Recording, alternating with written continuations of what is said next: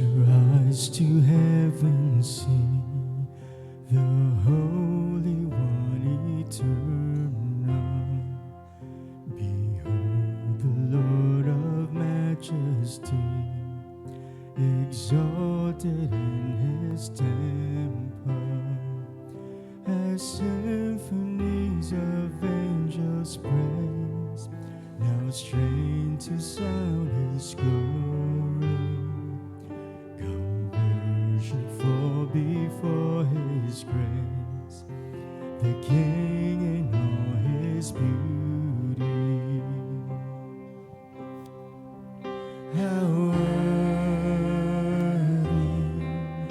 how worthy, how worthy, the King in all his beauty. Now see the King who wears a crown, one made of shame and splinters, the sacrifice for ruined men, the substitute for sinners, as earth is stained with royal blood, and quakes with love and fury. He breaks his last and bows his head, the King in all his beauty. How worthy, how worthy, how worthy, the King in all his beauty.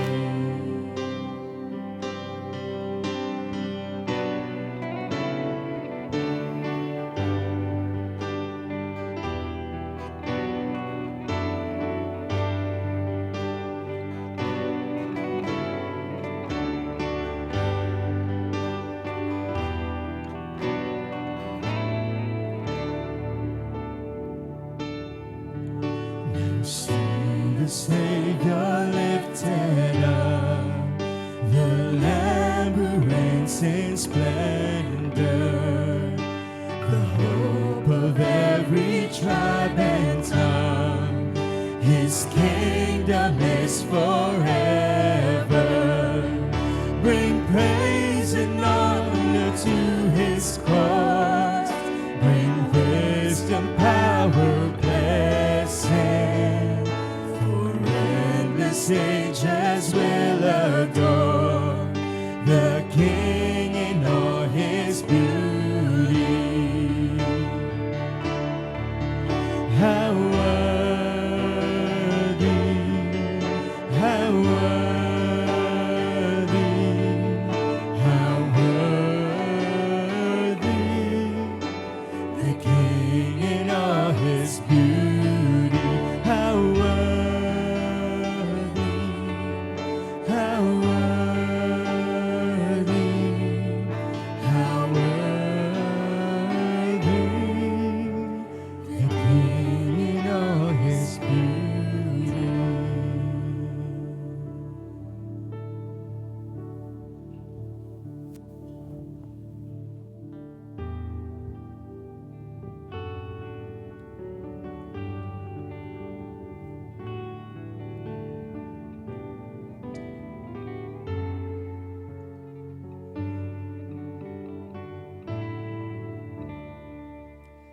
Praise the Lord, all you nations.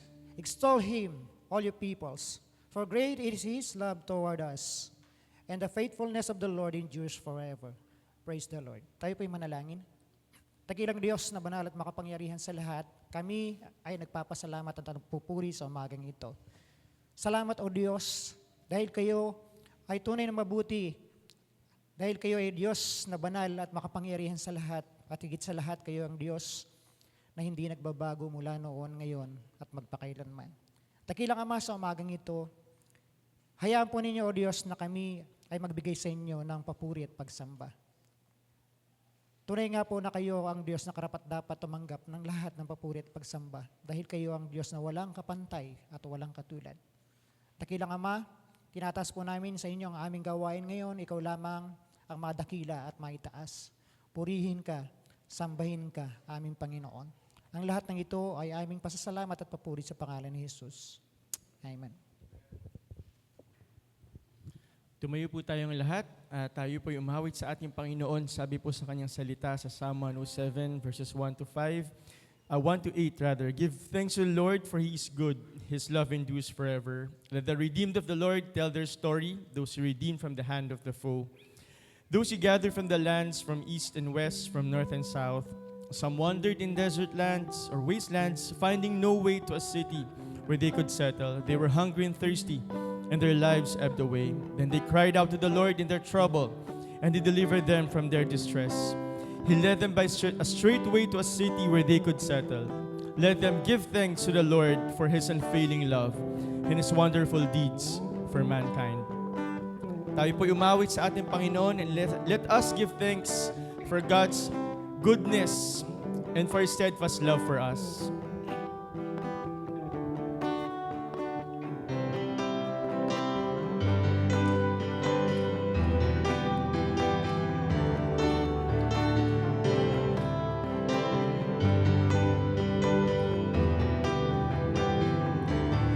Once in the wilderness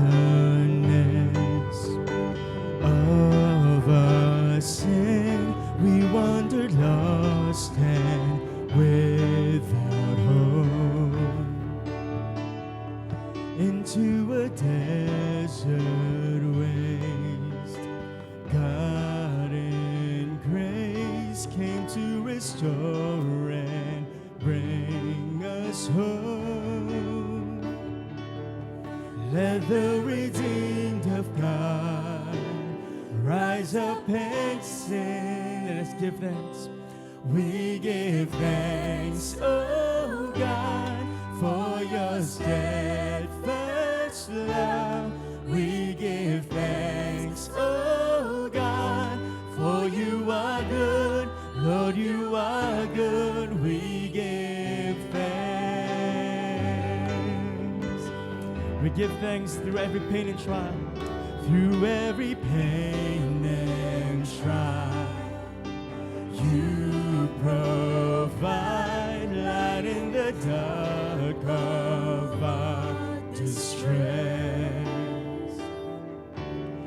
lifting us from on high. When we cry, turning our grief to gratefulness. Let the redeemed of God rise up and sing. We give thanks. We give thanks, oh God, for your steadfast love. We give thanks, oh God, for you are good. Once again, let's sing. We give thanks to you, Father. Oh God, for your steadfast love, we give thanks. Oh God, for you are good. Lord, you are good. We give thanks.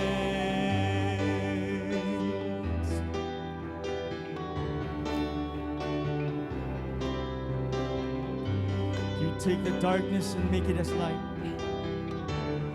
You take the darkness and make it as light. Hearts that were dead in sin, you raise to life. You take a barren place and make it as spring. Let the redeemed of God rise up and sing. Let the redeemed of God rise up and sing. We give thanks, oh God, for your steadfast love. We give thanks, oh God, for you are good. Lord, you are good. We give thanks, oh God,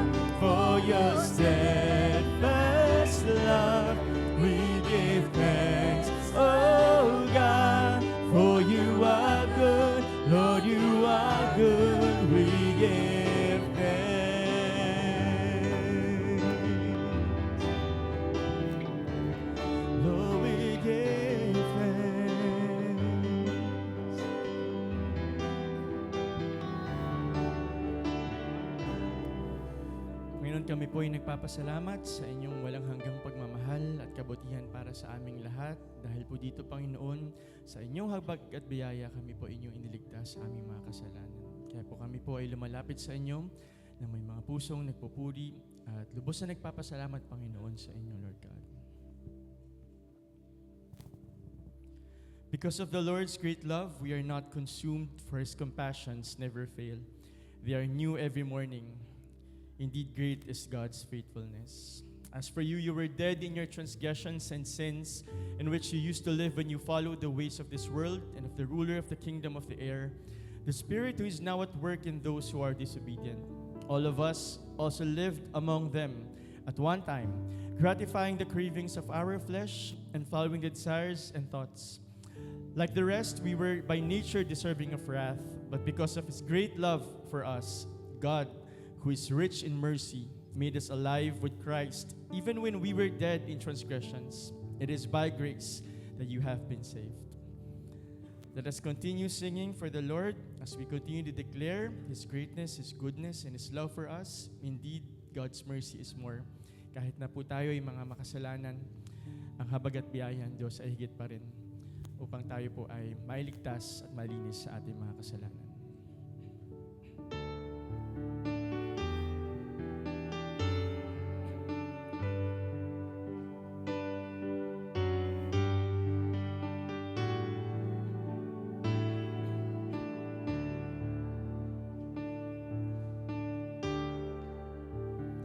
Praise the Lord,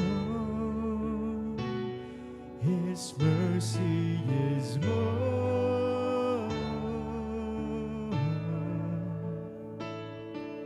Stronger than darkness, new every morn. Our sins, they are many, His mercy is more.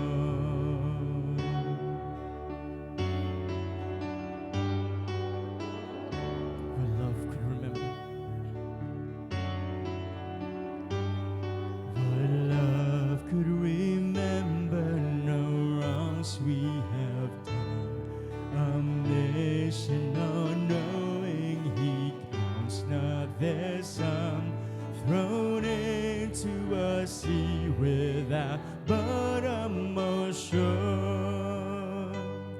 Our sins, they are many, His mercy is more.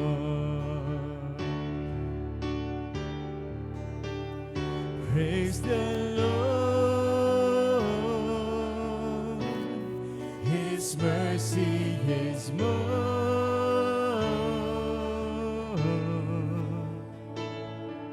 Stronger than darkness, new every morn. Our sins, they are many, His mercy is more.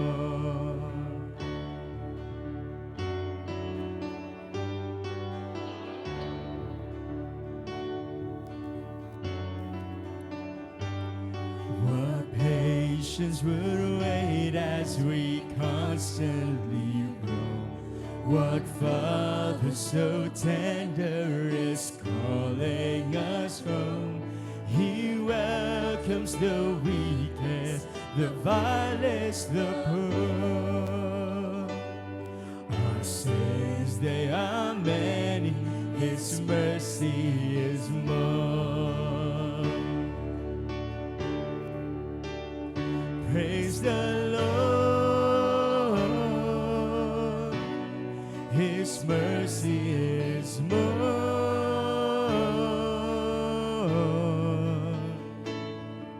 Stronger than darkness, new every morn. Our sins, they are many, His mercy is more.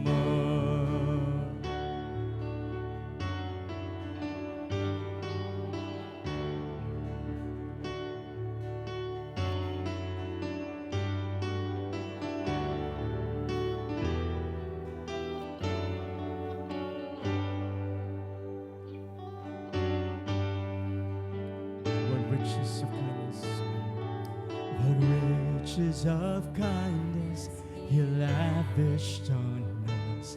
His blood was the payment, His life was the cost. We still need a debt we could never afford. Our sins, they are many, His mercy is more. Praise the Lord, His mercy is more.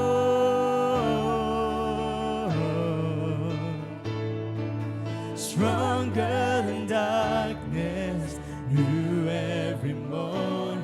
Our sins, they are many. Praise the Lord. Praise the Lord.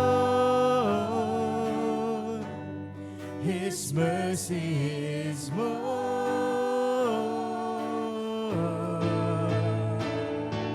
Stronger than darkness, new every morn. Our sins, they are many, His mercy is more. Our sins, they are many, His mercy is more. Our sins, they are many, His mercy is more.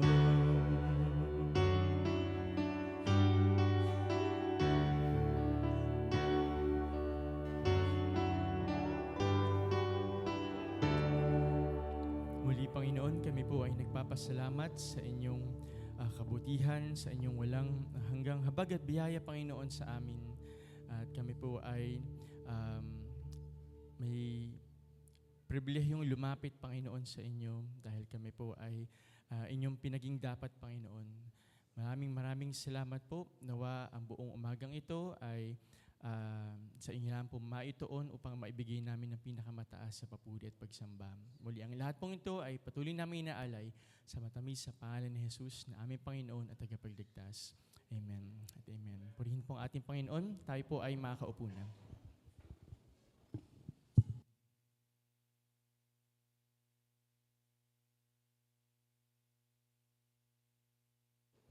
Ngayon po, tinatawagan ko yung mga bata na pumunta muna sa harapan.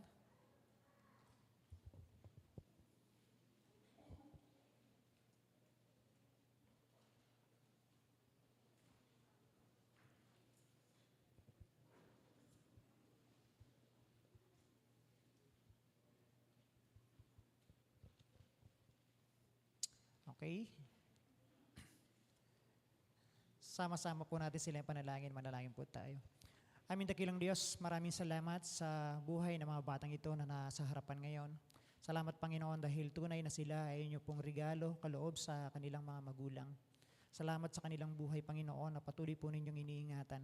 Dalangin po namin, Lord, na sa kabila ng kanilang murang edad, Panginoon, ay unti-unti kanilang makilala sa pamamagitan ng Sunday School, Panginoon, ay tinuturo ng kanilang mga guro.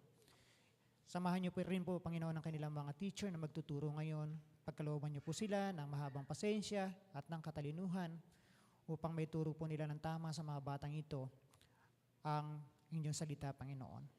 Salamat din sa kanilang mga magulang na patuloy po ninyong ginagamit, Panginoon, upang sila ay mahubog, Panginoon, sa tamang daan.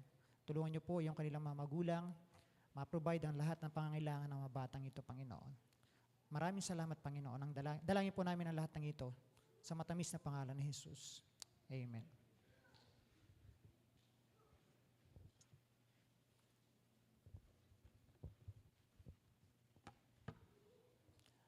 Patuloy po tayong manatili sa diwa ng pananalangin at ito po yung ating mga prayer requests.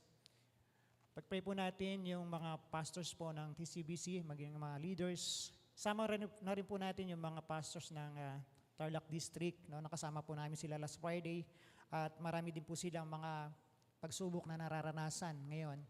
Kaya ipag-pray po natin sila na sila ipatatagin ng Panginoon. Pangalawa po ay yung guidance and wisdom for our Bible study leaders and ministry leaders. And lastly, yung pong ating pong bansa ay patuloy natin yung panalangin, lalong-lalo na yung ating Pangulo sa kanya pong pangunguna upang magkaroon po ng kaayusan ang lahat ng ginagawa nila. So sige po, sama-sama po tayong manalangin.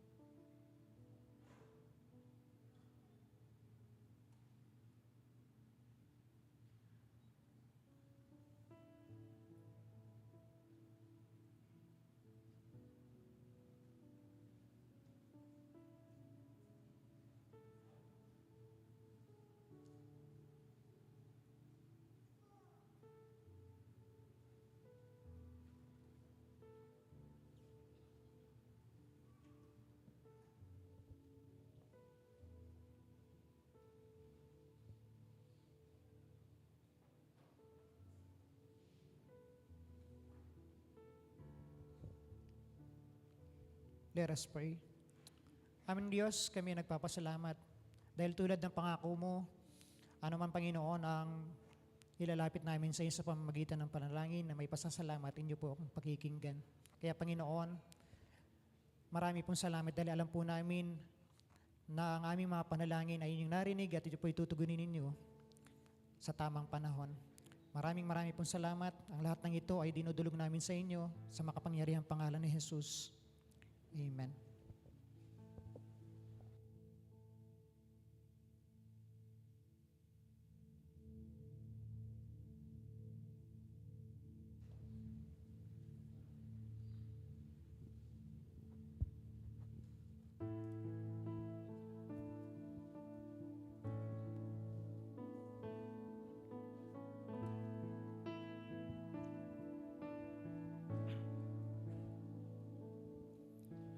Prepare our hearts, O God. Help us to receive. Break the hard and stony ground. Help our unbelief. Plant your word down deep in us. Cause it to bear fruit.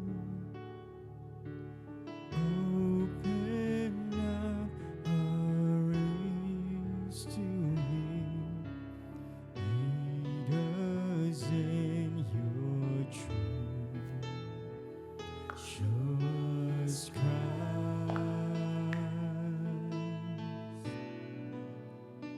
Show us Christ.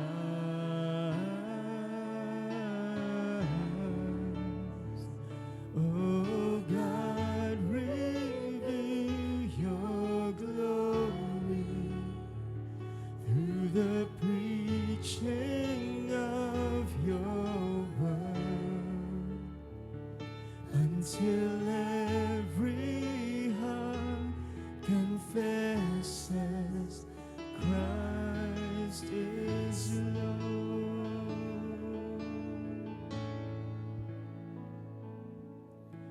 Your word is living light upon our darkened eyes. Guides us through temptations, makes the simple wise. Your word is food for famished ones, freedom for the slave, riches for the needy soul. Come speak to us today. Show us Christ.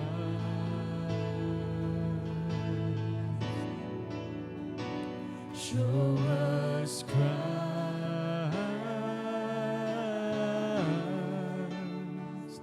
Oh God, reveal your glory through the preaching of your word, until every heart confesses Christ is Lord.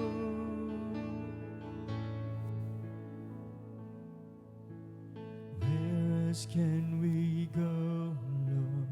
Where else can we go? You have the words of eternal life. Where else can we go, Lord? Where else can we go? You have the words of eternal life. Where else can we go?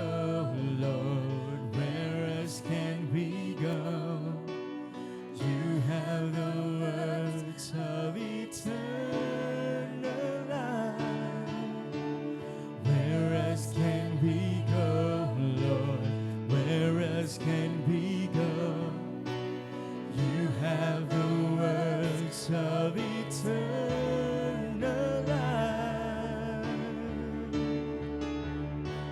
Show us Christ.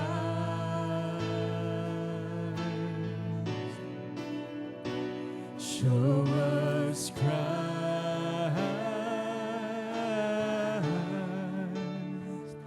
Oh God, reveal your glory through the preaching of your word,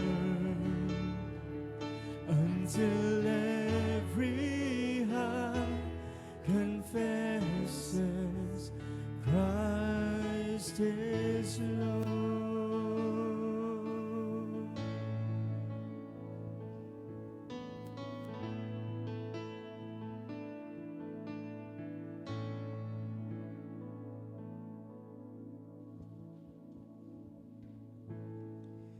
Tayo po lahat, tayo tumayo at ihanda po natin ang ating mga Biblia.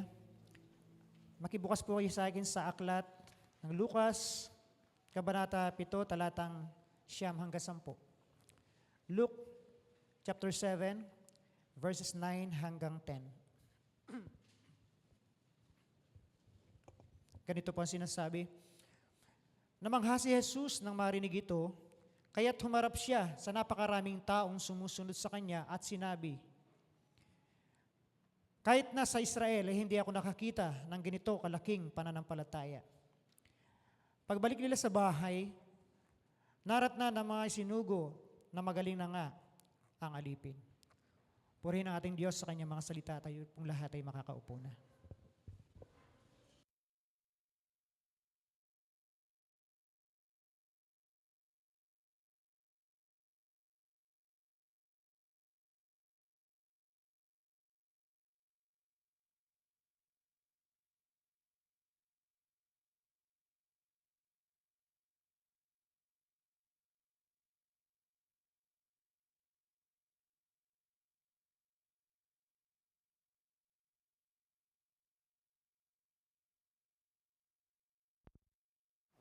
Sound check. Ayun. Magandang umaga po. Ngayon pong umaga ay pag-uusapan natin ang tungkol sa pananampalataya or faith. Pero hindi po ito yung pananampalataya na humahantong sa kaligtasan or saving faith na alam natin, kundi ito yung pagkilala o pagtitiwala sa ating Diyos. Growing up po nung bata ako and nung naging batang Kristiyano kami, meron akong napapansin sa mga panalangin ko, personal. Ang ilan, tinutugunan ng Diyos nang naaayon sa aking panalangin. Ang ilan po, hindi tinutugon ng Diyos nang naaayon sa aking panalangin. Iniisip ko, sa tuwing tutugunin ng Diyos ang aking panalangin, akala ko merong formula.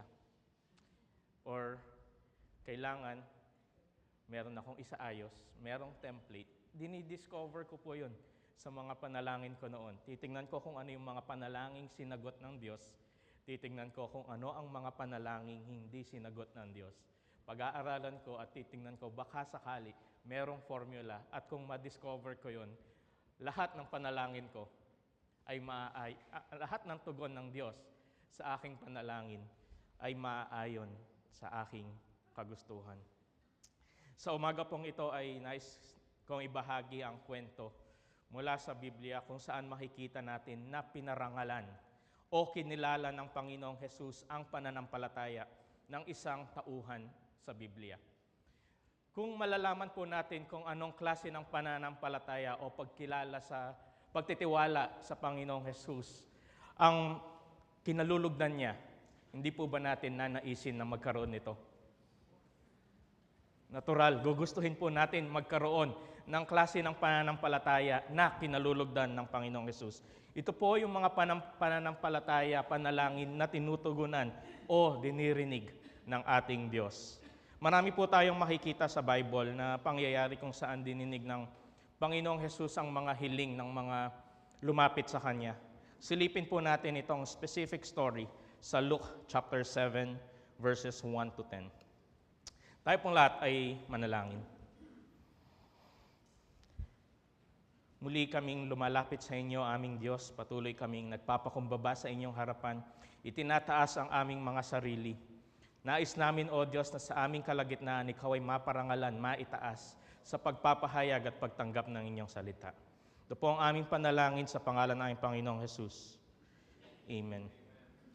Ito po ay kwento ng pagpapagaling ng Panginoong Jesus sa alipin ng isang kapitang ng hukbong Romano, or yung alam po natin na centurion.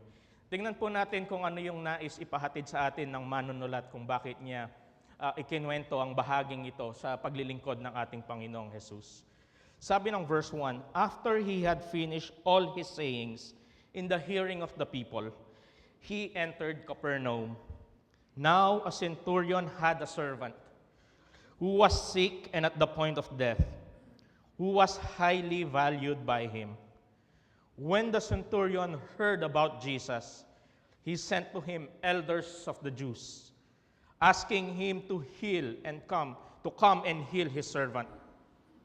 And when they came to Jesus, they pleaded with him earnestly, saying, 'He is worthy to have you do this for him, for he loves our nation, and he is the one who built us our synagogue.' And Jesus went with them. When he was not far from the house, the centurion sent friends, saying to him, 'Lord, do not trouble yourself, for I am not worthy to have you come under my roof. Therefore I did not presume to come to you, but say the word, and let my servant be healed. For I too am a man set under authority, with soldiers under me. And I say to one, Go, and he goes. And to another, Come, and he comes. And to my servant, Do this, and he does it.' When Jesus heard these things, he marveled at him, and turning to the crowd that followed him, and said, 'I tell you, not even in Israel have I found such faith.' And when those who had been sent returned to the house, they found the servant well." Nakikita po natin sa kwentong ito na pinararangalan ng Diyos ang pananampalatayang kumikilala at nagtitiwala sa kapangyarihan ng ating Panginoong Jesus. Pagkatapos ipangaral ni Jesus sa mga tao ang mga bagay na ito, ano po yan sinasabi sa verse 1? Kung titingnan natin ang mga naunang kabanata, ito po ang pagtuturo ng ating Panginoong Jesus sa kapatagan, or yung Sermon on the Plains. Pumunta siya sa Capernaum. Saan po yun? Kung babasahin natin ang aklat ni Lucas, makikita natin na ito ang parang nasa Capernaum ang tahanan ni Kristo. Kung maalala po natin yung kwento na kung saan mayroong 4 na lalaki na nagdala ng kaibigang ng kasamang may kapansanan at sinira nila ang tahanan sa Capernaum po yun. May isang kapitan doon ng hukbong Romano na may katiwalang malubha ang sakit at nag-aagaw buhay na. Mahal niya ang katiwalang ito. So this is the situation in the story. Ito po ang sitwasyon. Malubha ang sakit ng katiwala ng kapitan ng hukbong Romano. Kung titingnan po natin ang pagkakalahad ni Lucas, parang hindi pangkaraniwan ang kapitan na ito sapagkat meron siyang pag-aaruga o pagmamahal sa kanyang katiwala. Hindi po natin natural na makikita yan sa mga employers sa panahon ngayon. Although we require it for humanitarian purposes, sinasabi natin at the very least, kailangan merong concern ang employer sa employee. Pero makikita natin na hindi ganoon ang karaniwang nangyayari. Merong something different sa centurion na ito. Kaya nang mabalitaan ng kapitan ang tungkol kay Jesus, nagsugo siya ng ilang pinuno ng mga Hudyo upang pakiusapan si Jesus na puntahan at pagalingin ang kanyang katiwala. Ang sitwasyon, nasa Capernaum, merong kapitan ng hukbong Romano na ang katiwala niya ay may malubhang sakit. Ngayon, nandyan si Jesus. Malubha ang kalagayan ng katiwala ng kapitan, ngunit kinilala ng kapitan ang Panginoong Jesus. malamang, maaari na narinig na ng kapitan na ito ang mga kamanghamanghang himala at katuruan ni Jesus sa mga karatig bayan at mismong sa Capernaum. Makikita natin sa Luke chapter 4, sa Capernaum, nagpalayas ang Panginoong Jesus ng masamang espiritu. Makikita din natin sa Luke chapter 4 na pinagaling ng Panginoong Jesus ang biyanan ni Pedro. At makikita natin sa verse 40 na nagpagaling siya ng marami ang ating Panginoong Jesus. Sa katunayan po, pagkatapos ng pangyayaring ito sa chapter 7, makikita pa natin ang iba't ibang himala na ginawa ng ating Panginoong Jesus. Maingat na isiniayos ni Lucas ang paglalahad ng kwentong ito. Ang lahat ng pagpapagaling, pagpapalayas ng masamang espiritu, pagbuhay sa patay, ang lahat ng ito ay nagpapatunay na ang ating Panginoong Jesus ang siyang tagapagligtas. Ito po ang unang katotohanan na makikita natin sa kwentong ito. Si Jesus ay may kapangyarihan sa lahat. Nagpagaling ng may sakit, bumuhay ng patay, nagpapalayas ng masamang espiritu. He has the authority over everything. At ang lahat ng ito, lahat ng pangyayaring ito, ay patunay at tumuturo sa katotohanan na ang Panginoong Jesus ang hinihintay na tagapagligtas. Sa panahon natin ngayon, alam natin na ang Panginoong Jesus ang siyang tagapagligtas.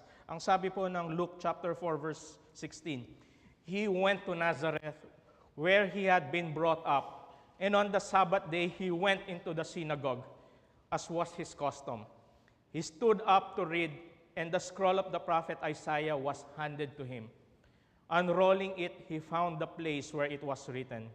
It is written, The Spirit of the Lord is on me, because He has anointed me to proclaim good news to the poor.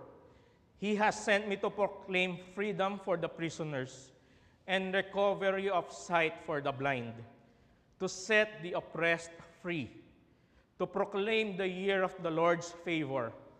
Then he rolled up the scroll, gave it back to the attendant, and sat down. The eyes of everyone in the synagogue were fastened on him. He began by saying to them, Today, this scripture is fulfilled in your hearing.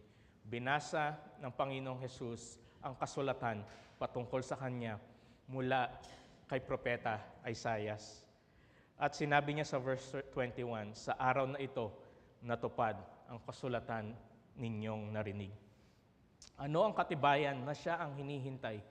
Binasa niya ang propesiya patungkol sa parating na tagapagligtas mula sa aklat ni Isaiah. Narinig natin kanina, ano ang ebidensya na siya ang hinihintay na tagapagligtas? Ang kanyang mga ginawang pagpapagaling at himala. Luke 7 verse 18. Ang lahat ng pangyayaring iyon, lahat po ng pagpapagaling, lahat ng himalang ginawa ng Panginoong Jesus, ay ibinalita kay Juan na tagapagbautismo ng kanyang mga alagad. Kaya tinawag ni Juan ang dalawa sa mga alagad niya at pinapunta sa Panginoon upang tanungin, Kayo na po ba ang inaasahan naming darating o maghihintay pa kami ng iba? Pagdating nila kay Jesus, sinabi nila, Pinapapunta po kami rito ni Juan na tagapagbautismo para itanong sa inyo kung kayo na ba ang inaasahan naming darating o maghihintay pa kami ng iba. Nang mga sandaling iyon, maraming pinagaling si Jesus ng mga may sakit sa iba't ibang uri ng karamdaman at mga sinasapian ng masasamang espiritu. Marami din siyang pinagaling ng mga bulag.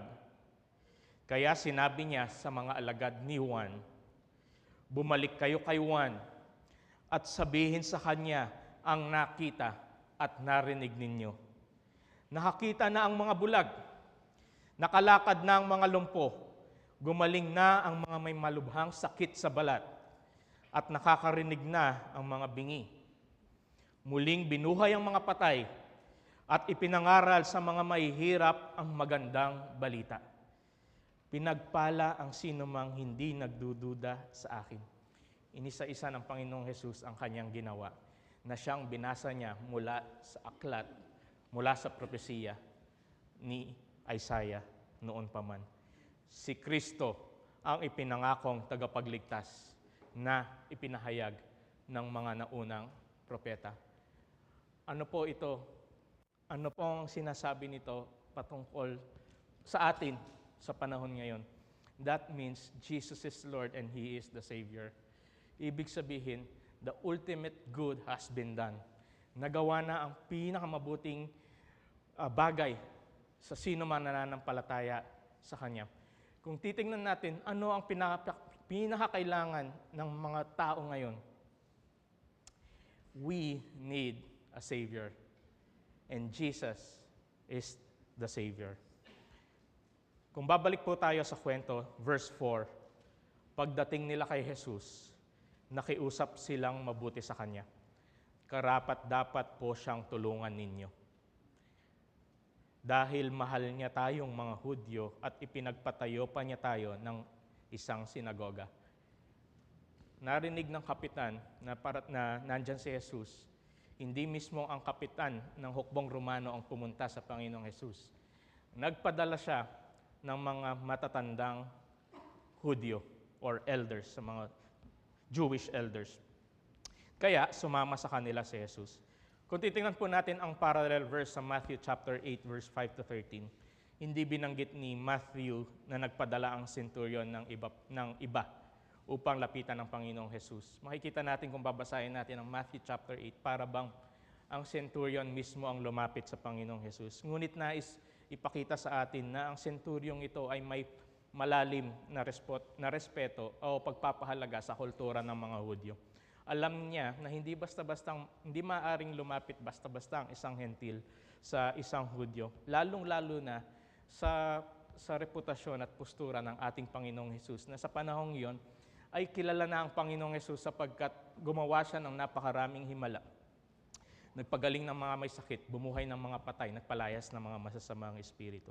At gaya na nabanggit po natin kanina, medyo hindi pangkaraniwan ang centurion na ito o ang kawal na ito sapagkat hindi lang siya merong maayos na ugnayan sa kanyang mga katiwala, kundi meron siyang maayos na reputasyon sa Hudyo. Na kung alam po natin, nung panahong ito, ang mga Romans ang siyang nag-e-enslave o nag-aalipin sa bansang Israel. Kaya kung babasahin po natin, kung naalala natin yung mga pinag-aralan natin noon, na galit ang mga Israelita sa mga tax collectors dahil sila ay parang kaugnay ng Roman government. So, merong hidwaan o merong gap between Jewish people and the Romans. Pero kung papansinin natin, parang itong mga matatandang Hudyo ay nilalabi pa nila ang kabutihan ng partikular na kapitan na ito sa ating Panginoong Hesus. Kaya medyo hindi po ito yung pangkaraniwang kawal na alam natin. Nang malapit na sila sa bahay ng kapitan, Luke 7, nagsugo ito ng ilang kaibigan niya para salubungin si Jesus. Hindi siya ang mismong pumunta sa Panginoong Hesus upang pakiusapan si Jesus na pagalingin ang kanyang katiwala.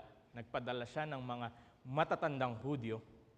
Nung malapit na ang Panginoong Hesus, hindi siya ang sumalubong sa ating Panginoong Hesus. Nagpadala siya ng kanyang mga kaibigan upang salubungin ang Panginoong Hesus. Ito po ang dahilan.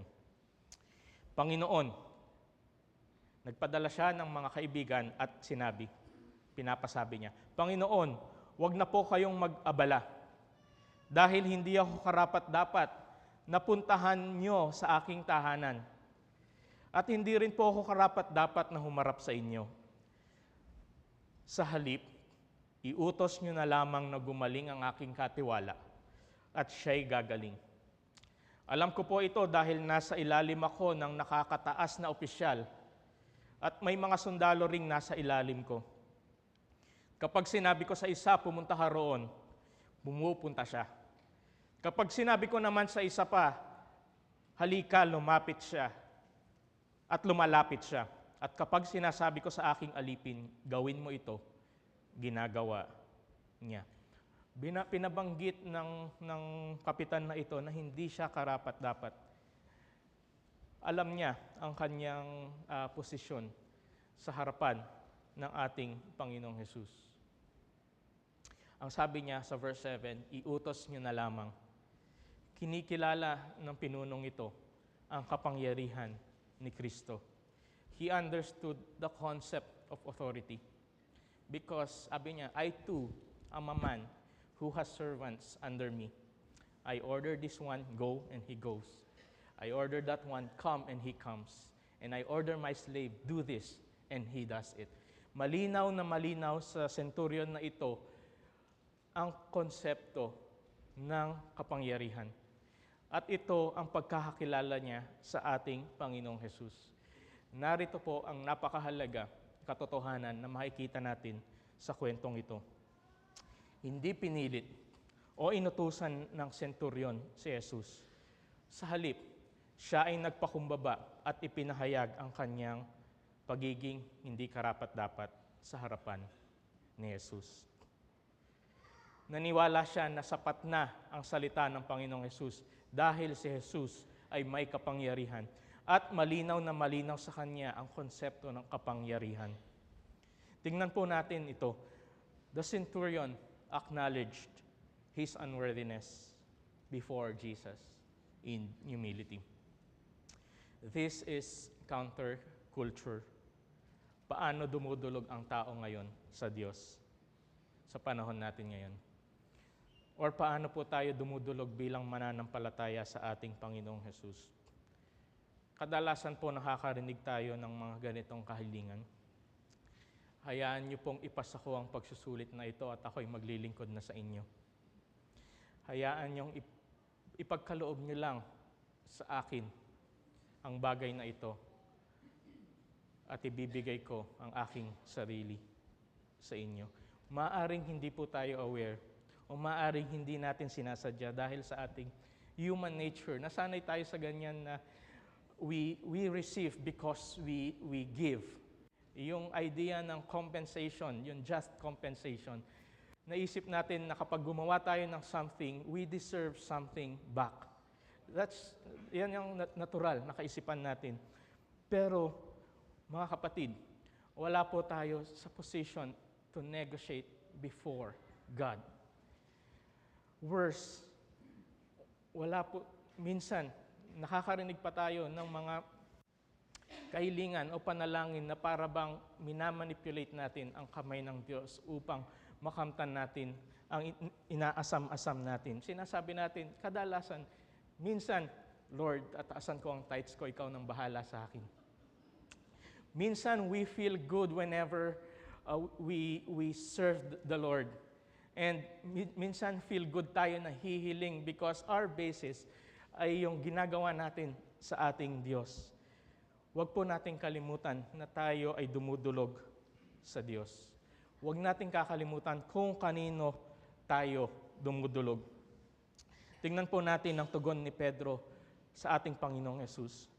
Nang makita iyon ni Simon Pedro, ang himalang ginawa niya sa pagkakatawag ng Panginoong Hesus sa kanila.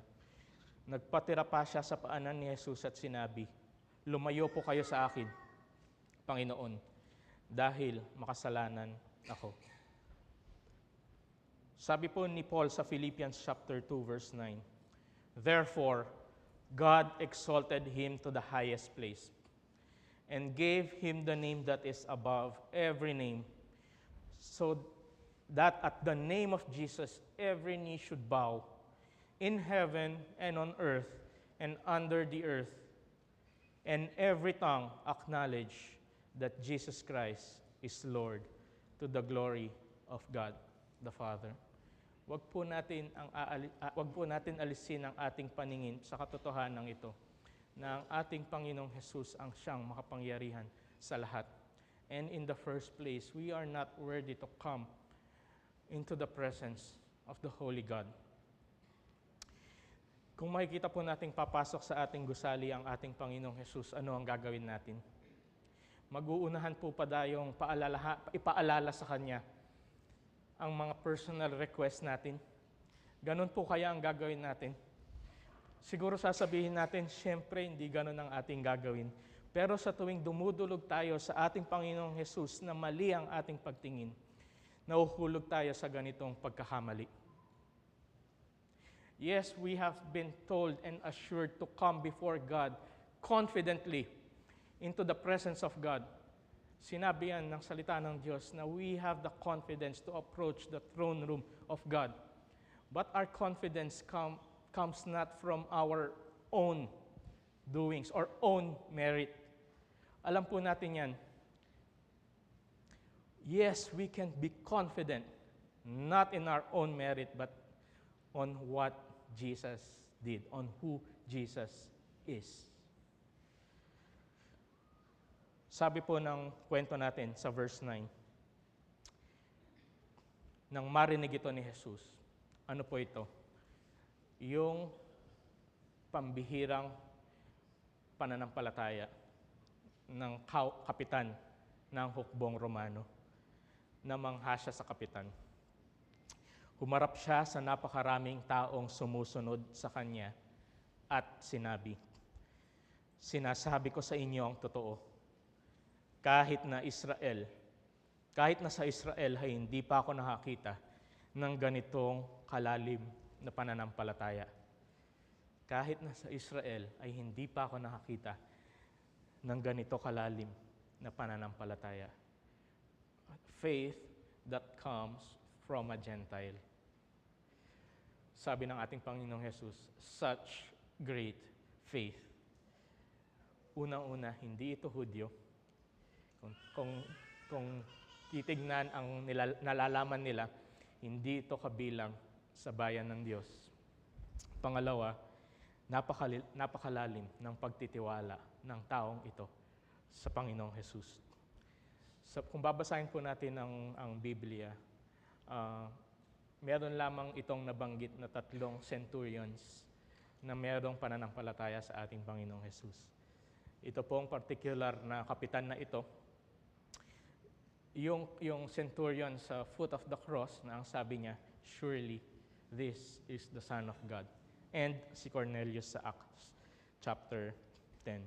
Sabi ng ating Panginoong Jesus, such great faith. Ikatlong katotohanan po, pinaparangalan o kinikilala o kinalulugdan ni Kristo ang nagtitiwala o nananampalataya sa Kanya. Yan po ang sinabi ng manunulat sa Hebrews chapter 11 verse 6.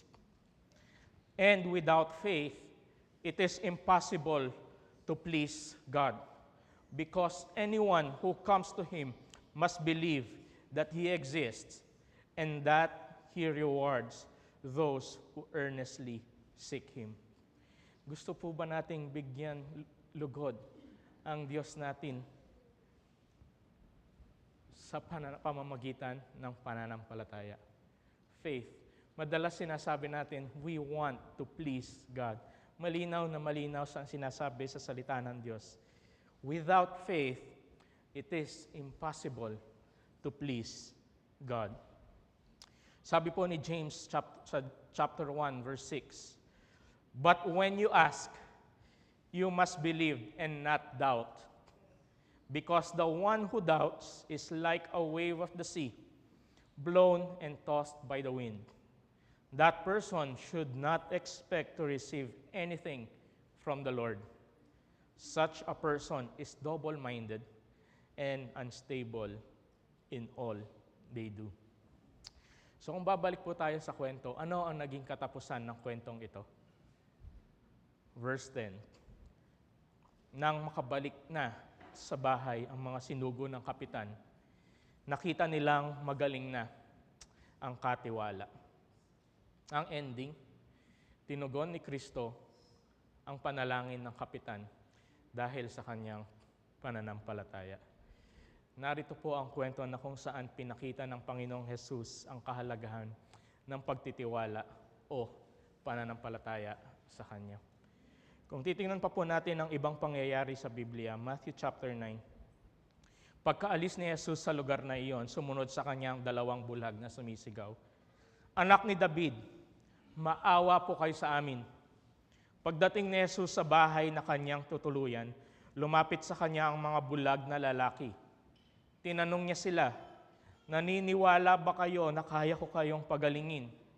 Sumagot sila, Opo, Panginoon.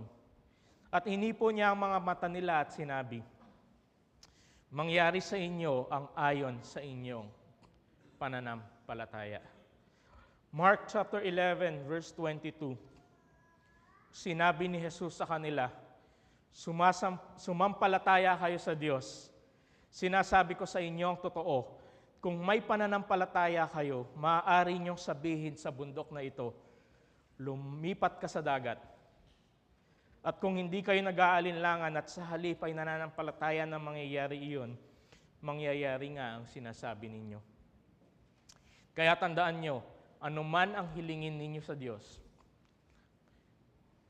sa panalangin, manampalataya kayong natanggap na ninyo ito at matatanggap nga ninyo. Now, ang question po natin kanina, anong uri ng pananampalataya ang kinalulugdan at pinararangal ng Diyos? Anong klaseng pananampalataya ang kinikilala, pinaparangalan, kinaluluguran ng ating Diyos? Base sa kwento, pinararangalan ng Diyos ang pananampalatayang kumikilala kay Kristo sa Kanyang kapangyarihan at sa Kanyang pangunguna. Kaya po mga kapatid, we can say confidently that we can come to the throne of God. We can come to God.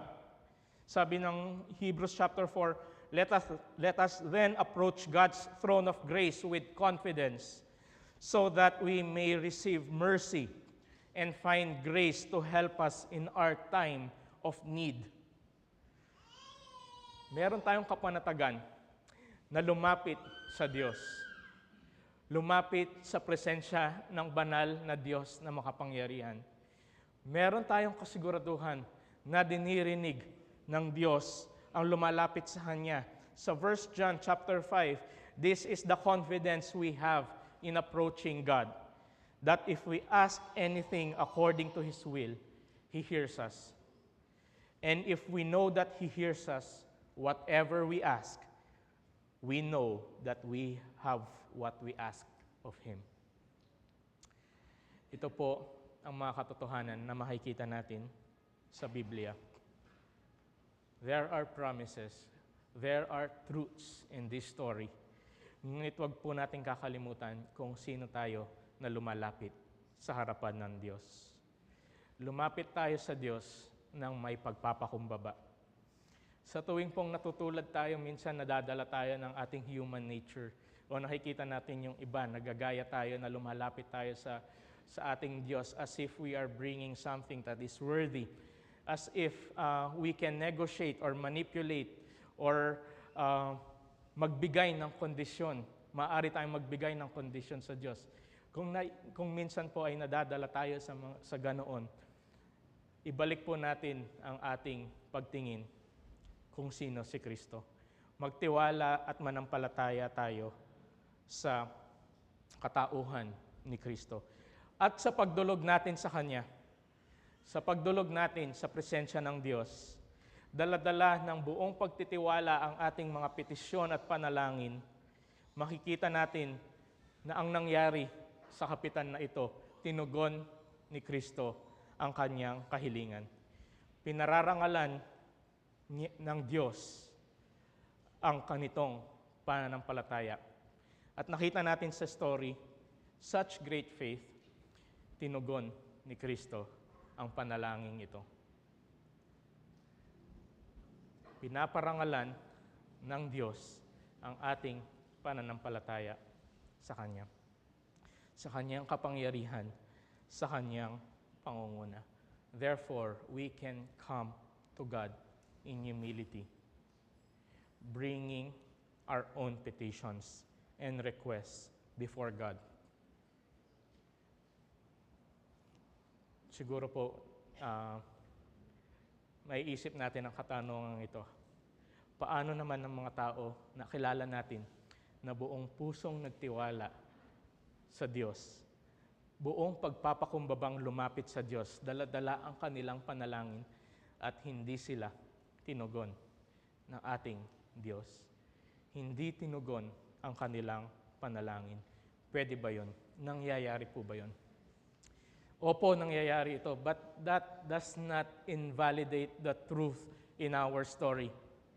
It further strengthens the truth that Jesus is above every name and has the authority over all things. Pinapagtibay nito ang katotohanan na ating Panginoong Hesus ay may kapangyarihan sa lahat. Tingnan po natin ang kwento mula sa Daniel chapter 3. We are familiar sa kwentong ito, ngunit nais ko pong silipin natin ang klase ng pananampalatayang meron ang mga tauhan na ito. Now when you hear the sound of the horn, flute, zither, lyre, harp, pipe, and all kinds of music, if you are ready to fall down and worship the image I made, si King Nebuchadnezzar sa mga Jewish, very good. But if you do not worship, you will be thrown immediately into a blazing furnace. Yan ang crisis. Yan po ang tension o yung situation sa kwentong ito. Then, what God will be able to rescue you from my hand? Shadrach, Meshach, and Abednego replied to him, King Nebuchadnezzar, we do not need to defend ourselves before you in this matter. If we are thrown into the blazing furnace, the God we serve is able to deliver us from it. That's faith. Hindi double-minded. This is the faith na hindi nanggagaling sa mga taong double-minded o unstable.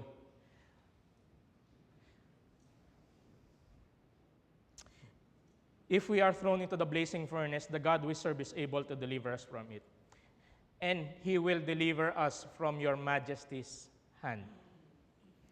But even if He does not, we want you to know, your majesty, that we will not serve your gods or worship the image of gold you have set up. Ito po ang klase ng pananampalataya na matibay. This is the kind of faith that holds on, even if, or regardless, kahit anong mangyari, nananatiling totoo at nananatiling pinangahawakan ng mga taong ito ang pananampalataya at pananalig nila sa Diyos. Even if, or regardless. Tingnan po natin ang isa pang tauhan sa Biblia. 2 Corinthians chapter 12. Therefore, in order to keep me from becoming conceited, I was given a thorn in my flesh, a messenger of Satan to torment me. So yan po ang sitwasyon, yan ang nararanasan ng tauhan na ito ni Apostol Pablo. 3 times I pleaded with the Lord to take it away from me. That's faith. But He said to me, my grace is sufficient for you, for my power is made perfect in weakness. That's the answer. Yun ba ang tugon na ninanais ni Apostol Pablo sa puntong ito? Sabi ng Diyos, my grace is sufficient for you, for my power is made perfect in weakness. Response ni Paul, therefore I will boast all the more gladly about my weaknesses, so that Christ's power may rest on me. That is why, for Christ's sake, I delight in weaknesses, in insults, in hardships, in persecutions, in difficulties. For when I am weak, then I am strong. Pananampalatayang kinikilala ang kalooban ng Diyos kahit hindi nakaayon sa Kanya ang tugon ng Diyos. Let us be reminded to come to God in faith, in humility, because we know that God is pleased with such great faith. Dumulog tayo sa Diyos, tayo sa ating Panginoon, dala-dala ang ating mga petisyon at ang ating manalangin, at magtiwala tayo sa Kanyang kapangyarihan. Tayo pong lahat ay manalangin. Patuloy po kaming lumalapit sa inyo, O Diyos, ng may pagpapakumbaba. Hayaan mo na ang inyong salitang narinig namin ay lumago sa aming puso't kaisipan. At makita mo kami, masumpungan mo ang aming pananampalatayang patuloy na lumalago sa inyo. Salamat po, aming Diyos, sa inyo lamang kami umaasa. Ito po ang aming panalangin sa pangalan ng Panginoong Jesus. Amen.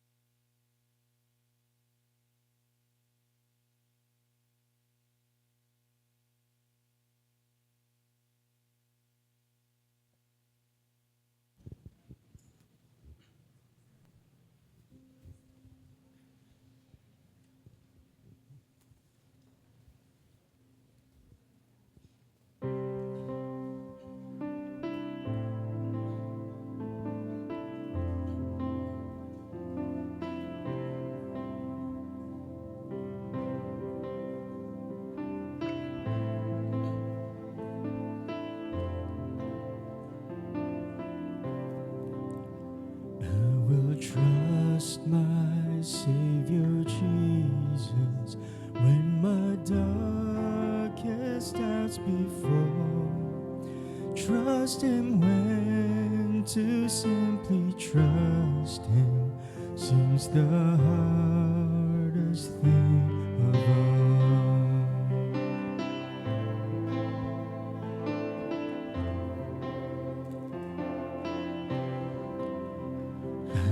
Trust my Savior Jesus, trust Him when my strength is small. For I know the shield of Jesus is the safest place of all. Jesus, only Jesus, help me trust You more and more. Jesus, only Jesus, may my heart be ever yours. I will trust my Savior Jesus.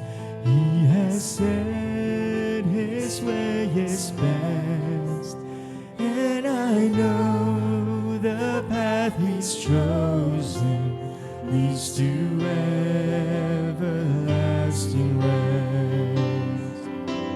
Jesus, only Jesus, help me trust You more and more. Jesus, only Jesus, may my heart be ever yours. Jesus, only Jesus, help me trust You more and more.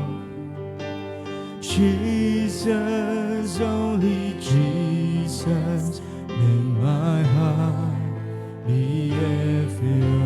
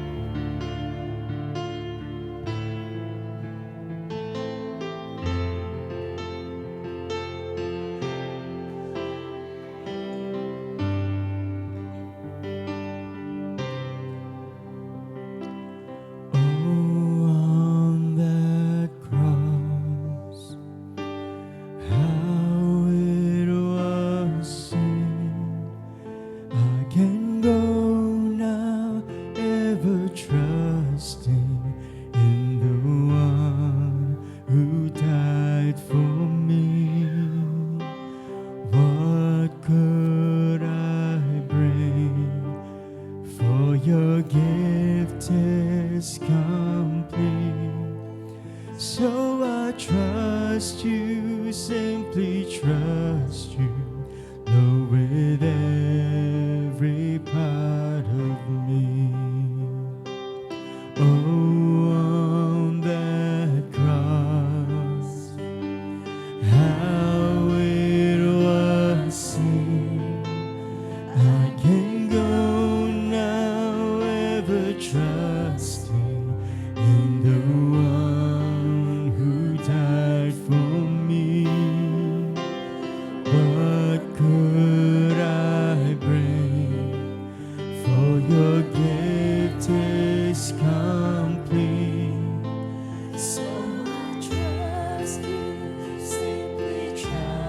you, Lord, with every part of me. Oh, on that cross, how it was seen. I can go now, ever trusting in the one who died for me. What could I do? For your gift is complete. So I trust you, simply trust you, Lord, with every part of me. Jesus, only Jesus, help me trust you more and more. Jesus, only Jesus, be every yours. Jesus, only Jesus, help me trust you more and more. Jesus, only Jesus, may my